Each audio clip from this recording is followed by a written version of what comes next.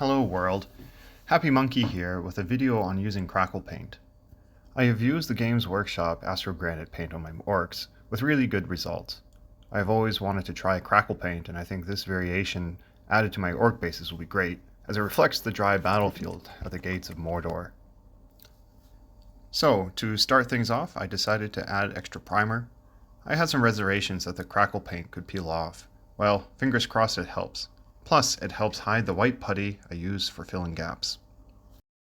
I left some bases unprimed to see if Crackle paint peels off or not. It was hard finding a non-spray primer, but the internet recommended me to try the Vallejo surface primer. And now the Crackle paint. One thing I like about building models and stuff is the smell of acrylic paints. Somehow it brings me back to these nostalgic memories of my hobby days as a kid. Anyway, this smart guy is thinking about putting the Crackle paint straight onto the base. I can then skip the debate over the use of wet or dry palettes. This Crackle paint is super runny and easy to move around. And now the smart guy says, oops, the nozzle apparently clogs really quick, and with a good squeeze of the bottle, Crackle paint goes everywhere.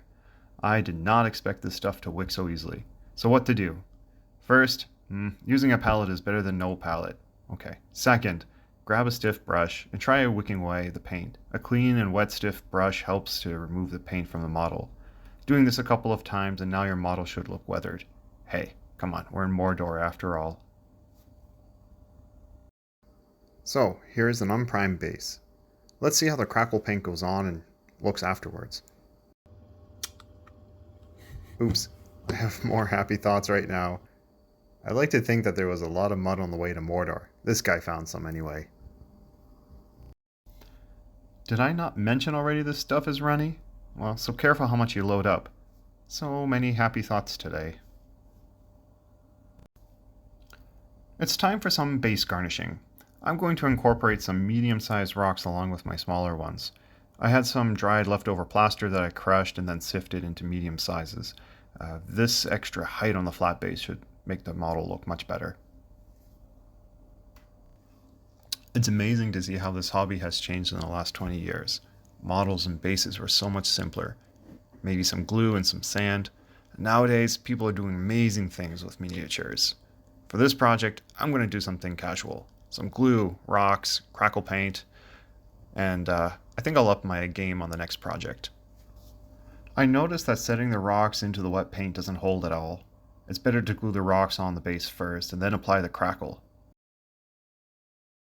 Carefully. Happy thoughts. As I am cleaning up this extra weathering, I'm taking time to make sure that the paint is spread unevenly. Thicker regions should create bigger cracks than thinner regions. I want to have as much variation in the crack patterns. Here we are. We have some bases with Crackle paint on a primed and an unprimed base. I think the adhesion is more or less the same. I do recommend priming everything, including the rims, because my paints tend to bead on it without it. Who thought primer actually works? Now, before any more rocks fall off, let's give them a coat. It's about a 1 to 10 ratio white glue to water, plus or minus. This coating isn't just for rocks, but also for the Crackle paint, as I saw some peeling earlier. I'm hoping that this adds a little extra protection to the Crackle. Crackle is not a good glue. The glue mixture seems to have done its job, and the rocks are done moving around. The extreme peeling still flexes, but I'm thinking that's kind of normal, and I feel it's better. Primed versus unprimed bases, my impression is that the primer is working, but I can't tell. But for sure it'll help with the paint. Did I mention that I was batch painting? After this, I'm going to have another dozen or so coming. For those, I am thinking of putting Astro Granite along with the Crackle, like 50-50, 80-20. I'm thinking that nature is pretty uneven, so my bases can be too. Thanks everyone for watching. I hope you enjoyed. This was the first video that I've ever made, and I know I have many things to learn.